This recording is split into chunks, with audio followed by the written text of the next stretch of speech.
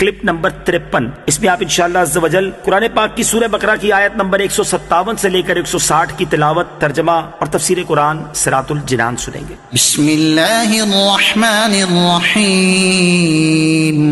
ترجمہ: اللہ کے نام سے شروع جو نہایت مہربان رحمت والا ہے۔ اولئک علیہم صلوات من ربہم ورحمہ وَأُولَئِكَ هُمُ الْمُهْتَدُونَ۔ ترجمہ: یہ وہ لوگ ہیں جن پر ان کے رب کی طرف سے درود ہیں اور رحمت، اور یہی لوگ ہدایت یافتہ ہیں۔ اولئک علیہم صلوات من ربہم ورحمہ، یہ وہ لوگ ہیں جن پر ان کے رب کی طرف سے درود ہیں اور رحمت۔ صبر کرنے والے اللہ تعالیٰ کے محبوب ہوتے ہیں، ان کے لیے بخشش اور ہدایت و رحمت ہے۔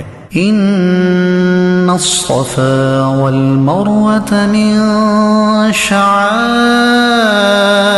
الله فمن حج البيت او اعتمر فلا جناح عليه ان يطوف بهما ومن تطوع خيرا فإن الله شاكر عليم۔ ترجمہ: بے شک صفا اور مروہ اللہ کی نشانیوں میں سے ہیں، تو جو اس گھر کا حج یا عمرہ کرے اس پر کچھ گناہ نہیں کہ ان دونوں کے چکر لگائے، اور جو کوئی اپنی طرف سے بھلائی کرے تو بے شک اللہ نیکی کا بدلہ دینے والا خبردار ہے۔ ان الصفا والمروة من شعائر اللہ، بے شک صفا اور مروہ اللہ کی نشانیوں میں سے ہیں۔ تفسیر سراط الجنان میں ہے، صبر اور صابرین کے اجمالی بیان کے بعد اب صبر کا ایک مشہور اور عظیم واقعہ بیان کیا جا رہا ہے۔ اس کی تفصیل کچھ یوں ہے کہ صفا و مروہ مکہ مکرمہ کے دو پہاڑ ہیں جو کعبہ معظمہ کے بالمقابل مشرقی جانب واقع ہیں۔ حضرت حاجرہ رضی اللہ تعالی عنہا اور حضرت اسماعیل علیہ السلام نے ان دونوں پہاڑوں کے قریب اس مقام پر جہاں زمزم کا کنواں ہے حکم الہی سے سکونت اختیار فرمائی۔ اس وقت یہ مقام سنگلاخ بیابان تھا، نہ یہاں سبزہ تھا نہ پانی، نہ خورد و نوش کا کوئی سامان۔ رضائے الہی کے لیے ان مقبول بندوں نے صبر کیا۔ حضرت اسماعیل بہت کم عمر تھے، انہیں پیاس لگی، اور جب پیاس کی شدت بہت زیادہ ہو گئی تو حضرت حاجرہ بے تاب ہو کر کوہ صفا پر تشریف لے گئیں۔ وہاں بھی پانی نہ پایا تو اتر کر نیچے کے میدان میں دوڑتی ہوئی مروہ تک پہنچی۔ اس طرح 7 چکر لگائے، اور اللہ تعالیٰ نے ان اللہ مع الصابرین، اللہ تعالیٰ صبر کرنے والوں کے ساتھ ہے کا جلوہ اس طرح ظاہر فرمایا کہ غیب سے ایک چشمہ زمزم نمودار کیا، اور ان کے صبر و اخلاص کی برکت سے ان کے اتباع میں ان دونوں پہاڑوں کے درمیان دوڑنے والوں کو مقبول بارگاہ قرار دیا، اور ان دونوں پہاڑوں کو قبولیت دعا کا مقام بنا دیا۔ اس واقعے کا ذکر سورہ ابراہیم آیت نمبر 13 میں بھی مذکور ہے۔ من شعائر اللہ، اللہ کی نشانیوں میں سے ہیں۔ شعائر اللہ سے دین کی نشانیاں مراد ہیں، خواہ وہ مکانات ہوں جیسے کعبہ، عرفات، مزدلفہ، تینوں جمرات یعنی جن پر رمی کی جاتی ہے، صفا، مروہ، مینا، مساجد، یا وہ شعائر زمانے ہوں جیسے رمضان، حرمت والے مہینے، عید الفطر و عید الاضحیٰ، یوم جمعہ، ایام تشریق، یا وہ شعائر کوئی دوسری علامات ہوں جیسے اذان، اقامت، نماز باجماعت، نماز جمعہ، نماز عیدین، خطرہ، یہ سب شعائر دین ہیں۔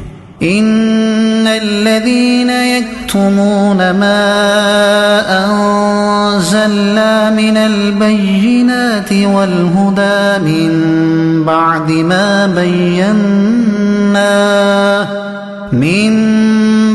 ما بيناه للناس في الكتاب أولئك يلعنهم الله ويلعنهم اللاعنون إلا الذين تابوا وأصلحوا وبينوا فأولئك أتوب عليهم وأنا التواب الرحيم۔ ترجمہ: بے شک وہ لوگ جو ہماری اتاری ہوئی روشن باتوں اور ہدایت کو چھپاتے ہیں حالانکہ ہم نے اسے لوگوں کے لیے کتاب میں واضح فرما دیا ہے، تو ان پر اللہ لعنت فرماتا ہے، اور لعنت کرنے والے ان پر لعنت کرتے ہیں۔ مگر وہ لوگ جو توبہ کریں اور اصلاح کر لیں اور چھپی ہوئی باتوں کو ظاہر کر دیں تو میں ان کی توبہ قبول فرماؤں گا، اور میں ہی بڑا توبہ قبول فرمانے والا مہربان ہوں۔ ان الذين يكتمون ما انزلنا من البينات والهدى، بے شک وہ لوگ جو ہماری اتاری ہوئی روشن باتوں اور ہدایت کو چھپاتے ہیں۔ تفسیر سراط الجنان میں ہے۔ یہ آیت ان علماء یہود کے بارے میں نازل ہوئی جو توریت شریف کے احکام اور اس میں موجود نعت مصطفیٰ صلی اللہ تعالی علیہ وسلم کی آیتیں چھپاتے تھے۔ دینی مسائل کو چھپانا گناہ ہے، خواہ اس طرح کہ ضرورت کے وقت بتائے نہ جائیں یا اس طرح کے غلط بتائے جائیں، بلکہ غلط بتانے پر تو بہت سخت وعیدیں ہیں۔ یہ دونوں گناہ علماء یہود کرتے تھے کہ حضور پر نور صلی اللہ تعالی علیہ وسلم کی نعت بتاتے نہ تھے، اور زنا کی سزا بدل دیتے تھے کہ بجائے رجم کے منہ کالا کراتے تھے۔